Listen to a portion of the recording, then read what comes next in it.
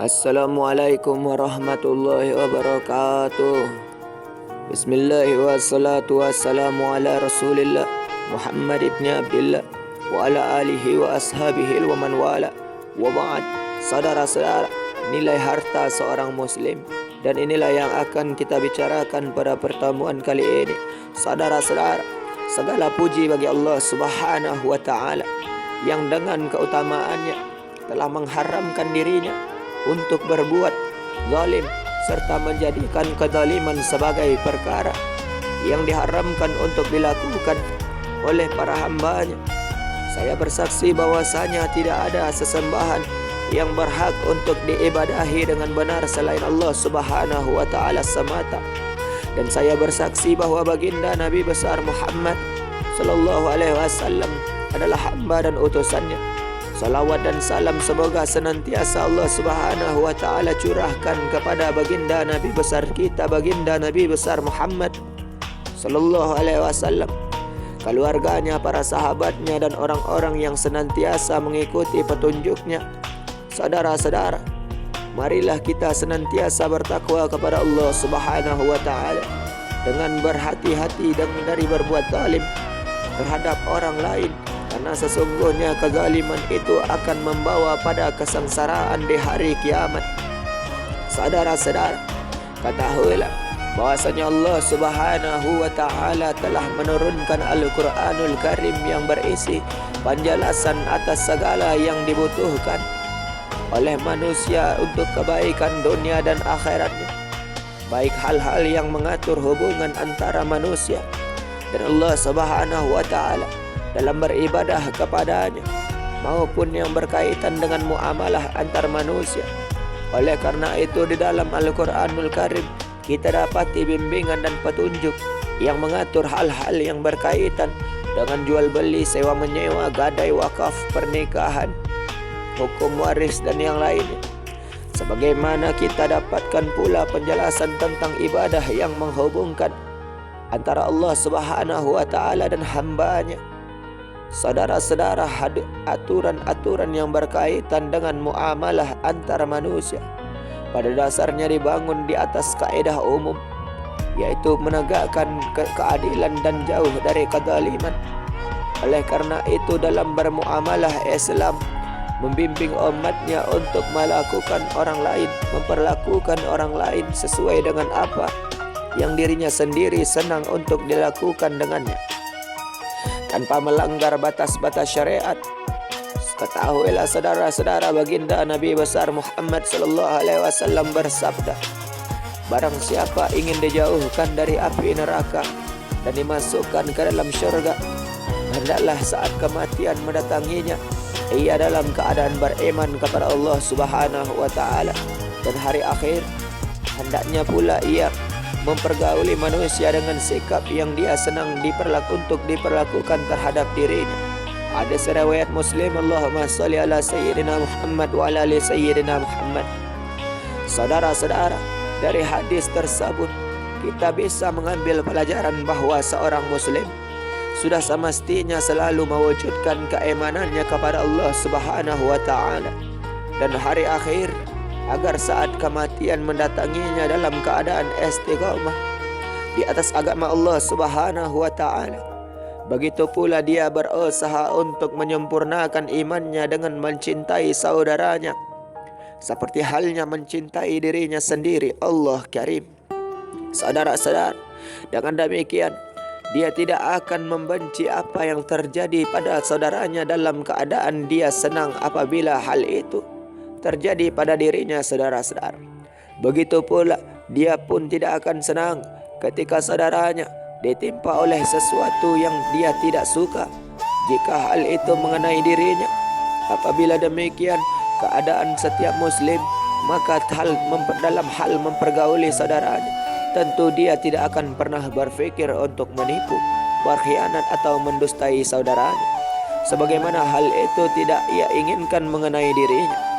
Sebaliknya dia akan mengajak saudaranya untuk berbuat baik, mempergaulinya dengan perkataan dan sikap yang baik serta akhlak mulia lainnya. Ketahuilah saudara-saudara, di antara bentuk keadilan dalam bermuamalah dan berhubungan dengan orang lain adalah mewujudkan saling reda dalam hal jual beli, sewa menyewa dan yang semisalnya. Ketahuilah Allah Subhanahu wa Ta'ala berfirman, wahai orang-orang yang beriman, janganlah kamu saling memakan harta sesamamu dengan jalan yang batil, selain dengan jalan perniagaan yang dilakukan secara suka sama suka di antara kalian. Quran Surah An-Nisa ayat 29 Allah Karim.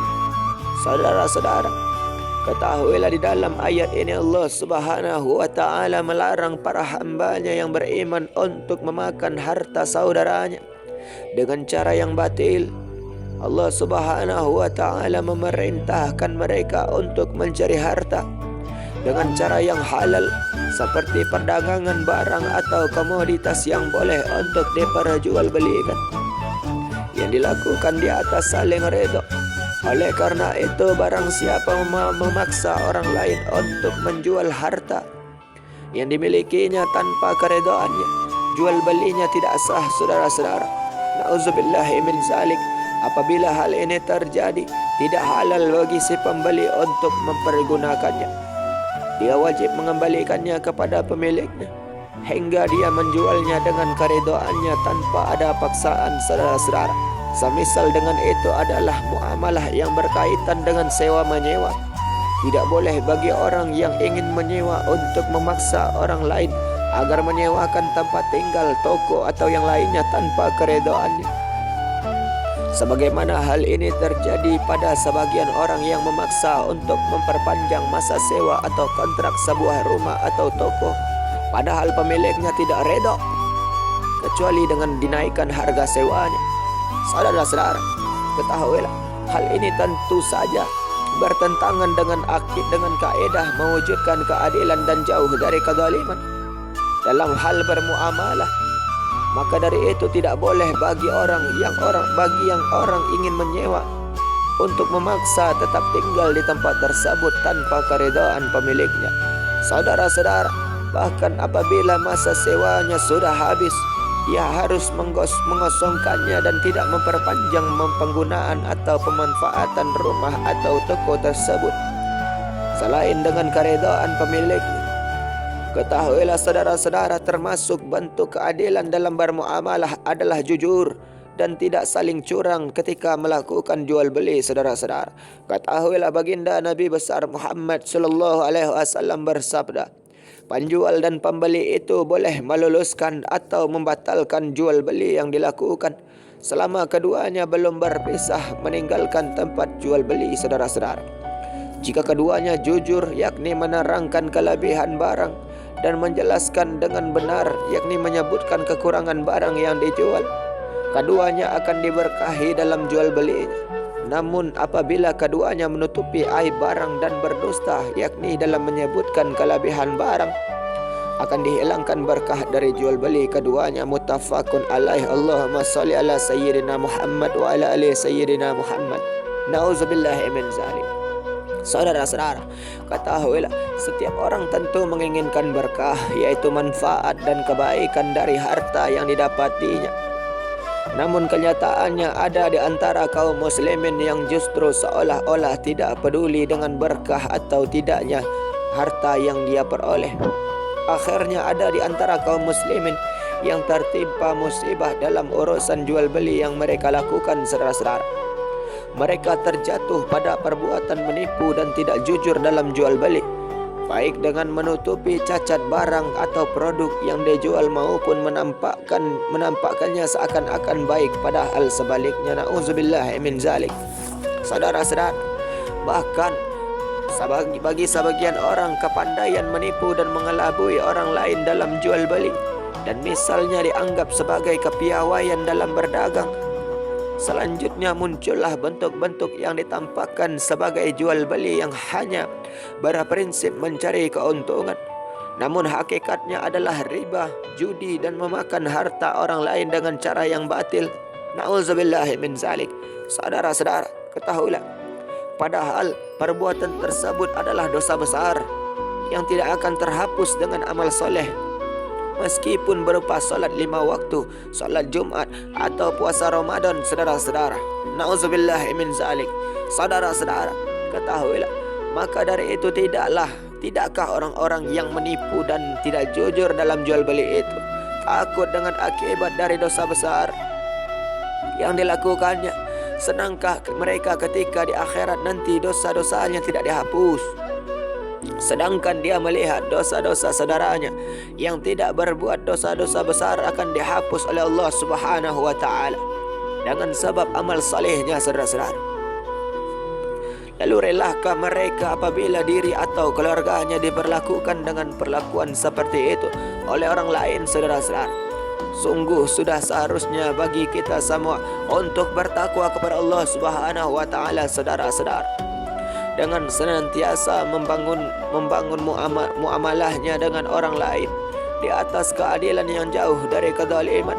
Saudara-saudara, akhirnya marilah kita mengingat firman dari Allah Subhanahu wa ta'ala. Sesungguhnya kami telah sediakan bagi orang-orang zalim itu neraka yang gejolaknya mengepung mereka. Jika mereka minta minum, niscaya mereka akan diberi minum dengan air besi, seperti besi yang mendidih yang menghanguskan muka. Itulah minuman yang paling buruk dan tempat istirahat yang paling jelek. Quran Surah Al-Kahfi ayat 29. Na'udzubillahi min zalik. Saudara-saudara, ketahuilah, marilah kita menjaga diri-diri kita dari azab Allah Subhanahu wa ta'ala dengan mencukupkan diri dengan yang halal dan berhati-hati dengan ujian dunia, saudara-saudara. Sesungguhnya manusia diciptakan dalam keadaan memiliki kecenderungan dan cinta terhadap dunia, saudara-saudara. Oleh karena itu, janganlah kecintaan seseorang terhadap harta membawa dirinya berambisi untuk mendapatkannya dan dengan menempuh cara-cara yang melanggar syariat. Ketahuilah, saudara-saudara, ingatlah firman Allah Subhanahu wa ta'ala, dan ketahuilah bahwa harta kalian dan anak-anak kalian itu hanyalah sebagai cobaan, dan sesungguhnya di sisi Allah Subhanahu wa ta'ala lah pahala yang besar. Quran Surah Al-Anfal ayat 28. Allah Karim. Saudara-saudara, maka dari itu tidak sepantasnya seorang muslim membiarkan dirinya dalam keadaan buta hatinya atau pura-pura tidak melihat apa yang disyariatkan oleh Allah Subhanahu wa ta'ala, sehingga beranggapan bahwa agama ini hanyalah mengatur hubungan antara hamba dan Allah Subhanahu wa ta'ala dalam beribadah kepadanya, tanpa mengatur hubungan di antara para hamba dalam hal muamalah. Na'udzubillah min zalim. Akibatnya mereka mengikuti hawa nafsunya sehingga terjatuh di dalam riba, tidak jujur dalam menimbang atau menakar, mengubah batas tanah, menipu, memaksa, dan semisalnya.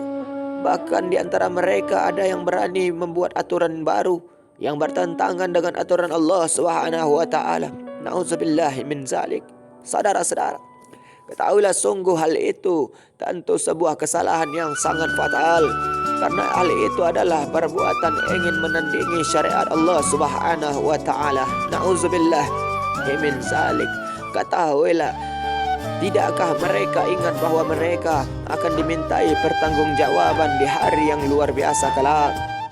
Allah Subhanahu wa ta'ala berfirman, tidaklah orang-orang itu menyangka bahwa sesungguhnya mereka akan dibangkitkan pada suatu hari yang besar, yaitu hari ketika manusia berdiri menghadap Rabb semesta alam. Quran Surah Al-Mutaffifin ayat ke-4 sampai ke-6. Allah Karim. Saudara-saudara, sesungguhnya harta yang diperoleh dengan cara yang haram adalah kejelekan dan musibah, saudara-saudara.